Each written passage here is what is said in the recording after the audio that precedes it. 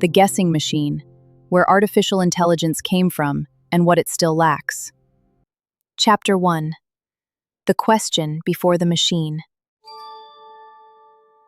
In 1950, a British mathematician published a paper that began with a question he immediately abandoned. Can machines think? He judged it plain and it was something testable. If a machine could hold a conversation indistinguishable from a person argue out. He called it the imitation game.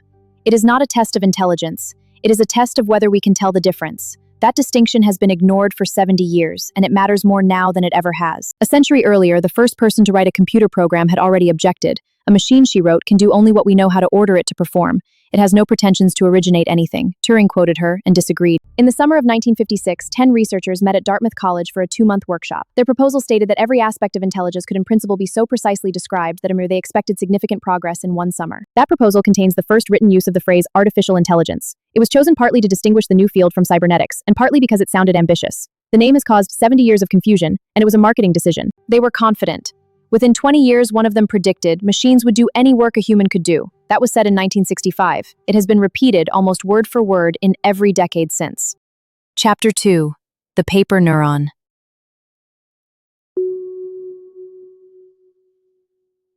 It began before the name. In 1943, a neurophysiologist and a logician described a neuron as a simple device. It receives signals, adds them up, and fires only if the total crosses a threshold. It was a caricature of a real neuron. It was also enough. 6 years later, a psychologist proposed how learning might work.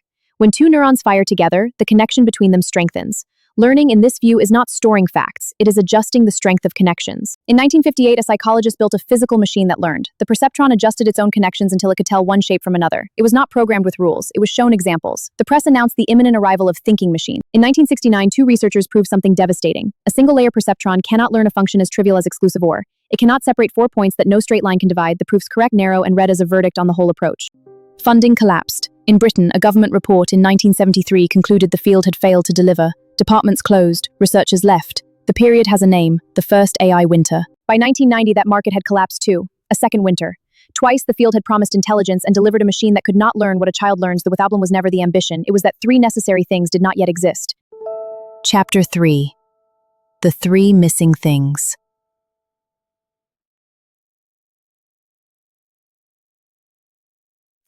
If a network of many layers gives a wrong answer, which of its millions of connections was to blame? Without an answer to that, deep networks cannot be trained. The question is called credit assignment, and it stalled the field for decades. The answer is calculus, applied backwards. Measure the error at the output, work out how much each connection contributed layer by layer, moving in reverse. Nudge every one of them slightly in the direction that reduces the error. Repeat billions of times. The method was described in a Finnish master's thesis in 1970, and elsewhere before that. It was popularized in 1986 by a paper that made the field pay attention. Very little in this history was invented once. The algorithm existed and still nothing worked, because these systems learn from examples and there were not enough examples. In 2009, a researcher assembled a database of over 14 million images, each labeled by hand, by tens of thousands of anonymous workers paid by the task. The project was considered unglamorous. Reviewers thought more data was not a research contribution. It turned out to be the contribution that mattered. It is worth remembering that human labor, badly paid, sits at the foundation of every system in this film. Chapter 4. What is inside?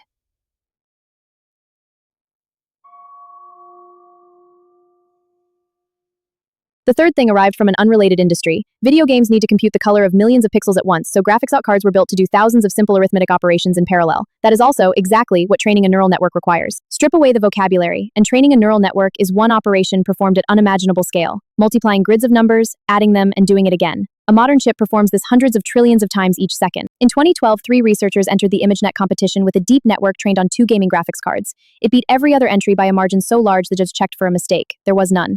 The winter ended in an afternoon. This is the part that is rarely said plainly. The algorithm was from the 1980s. The neuron was from 1940. Network was invented in 2012. 3 ingredients simply arrived in the same room at the same time. So what is the machine, physically? A slice of purified sand, patterned with transistors measured in billionths of a meter. A modern processor holds tens of billions of them. Each is a switch. There is nothing else in there. Those patterns are printed with light. The machines that do it cost hundreds of millions of dollars each, weigh as much as 2 aircraft, and are built by essentially one company in the Netherlands. Their light is generated by vaporizing droplets of molten tin with a laser, 50,000 times a second. The most advanced chips in the world are manufactured almost entirely on one island, by one company. This is not a technological fact. It is a geopolitical one, and it is the reason governments now treat these machines the way they once treated oil. And the limit is not usually the arithmetic. It is moving the numbers to the arithmetic. A processor can multiply far faster than memory can feed it. Most of the engineering and most of the cost is spent on this single problem. Chapter 5. Meaning as Geometry.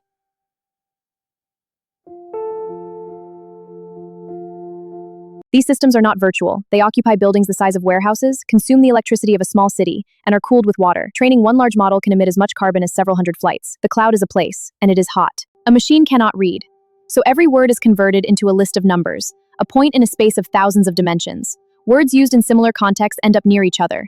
Meaning becomes geometry. In that space, something eerie happens. Take the point for king, subtract man, add woman, and you land near queen. The relationship between the words became a direction. Nobody designed this. It fell out of the numbers. Earlier language systems read a sentence word by word, carrying a memory forward. By the end of a long paragraph, the beginning had faded. They could not be trained in parallel either, because each word had to wait for the last. In 2017, a paper proposed the solution. Let every word look at every other word simultaneously and learn how much attention to pay to each. No memory to carry, no waiting. The paper's title claimed attention was all you needed. That claim has held up. The reason this changed everything is not elegance. It is that attention can be computed in parallel. The architecture fits the hardware. A model that trains on 10,000 chips at once will beat a smarter model that cannot. And how is it trained? By hiding the next word in a sentence and asking the model to guess it. Billions of times. Over most of the written internet. The entire curve is that. Guess what comes next, and adjust. To predict the next word of a physics explanation, you must model something about physics. To finish a joke, you must model what is funny. Nobody trained these abilities. They appeared as byproducts of prediction. Why and at what scale is not understood. Chapter 6. What has been achieved?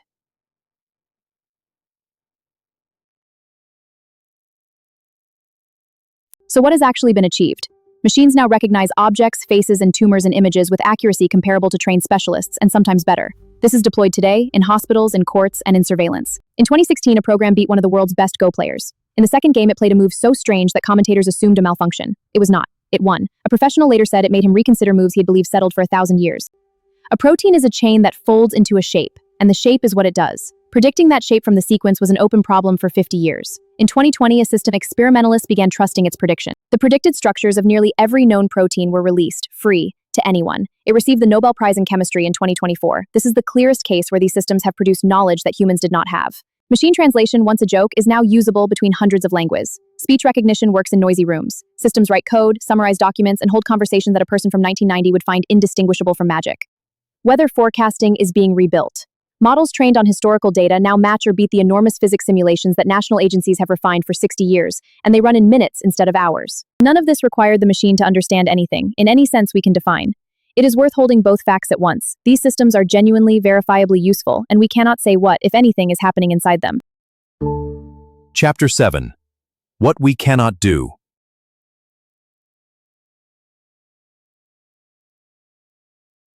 Start with the deepest failure. We build these systems, and we cannot read them. The knowledge is distributed across billions of numbers with no names. There is a research field devoted to understanding what a trained model has learned, and it is in its infancy. They produce statements that are fluent, plausible, well-formatted, and false. This is not a bug that will be patched. A system trained to predict likely text will produce likely text, and a convincing falsehood is more likely than awkward truth. A human learns continuously. These systems do not. Training ends, and then the model is frozen. Anything it appears to learn during a conversation vanishes when the conversation does. Continual learning without destroying what came before remains unsolved. A child sees one giraffe and knows giraffes for life.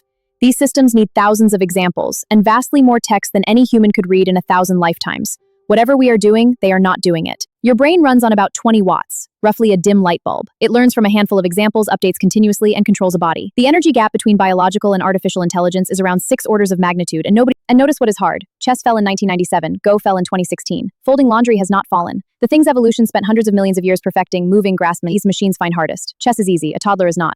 A system trained on correlations does not, by that fact, know causes. It can learn that wet streets accompany rain without being able to reason about what would happen if you hosed the street. Robust causal reasoning is not something anyone has demonstrated. Chapter 8. What is at stake?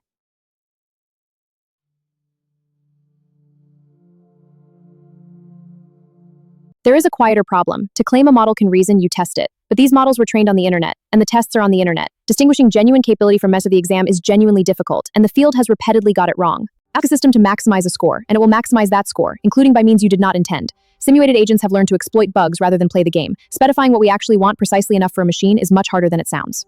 As these systems become more capable, the gap between what we specify and what we mean becomes more consequential. This is not science fiction, and it is not settled. Serious researchers disagree sharply about how dangerous it is, and on what timescale. And while that is debated, present harms are documented. Systems that inherit the prejudice of their training data. Decisions about loans, bail, and jobs made by processes nobody can inspect. Work taken without consent from those who made it. These are not hypothetical. How long until a machine does everything a human can? In 1965, the answer was 20 years. It has been 20 years ever since. Some of the most informed people alive give estimates that differ by decades. Anyone who gives you a confident date is not reporting evidence. What we know is narrow and solid, a simplified neuron from 1943, a learning rule from the 1980s, data gathered by underpaid humans, silicon printed with vaporized tin, and an objective as humble as guessing the next word.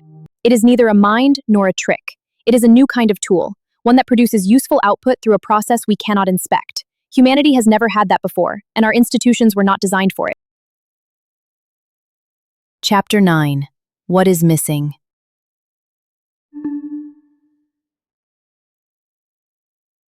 Turing asked whether we could tell the difference. 70 years later, increasingly, we cannot. He did not claim that settled the question of thinking, he claimed it dissolved it. That was a philosophical bet, and it is now an engineering fact. It is tempting to believe that the missing piece is scale, and that enough chips will supply it. Perhaps. But continual learning, causal reasoning, interpretability, and efficiency are not obviously problems that more of the MAME will solve. They may need an idea nobody has had yet. Every breakthrough in this history looked, beforehand, like a small idea in a paper nobody read.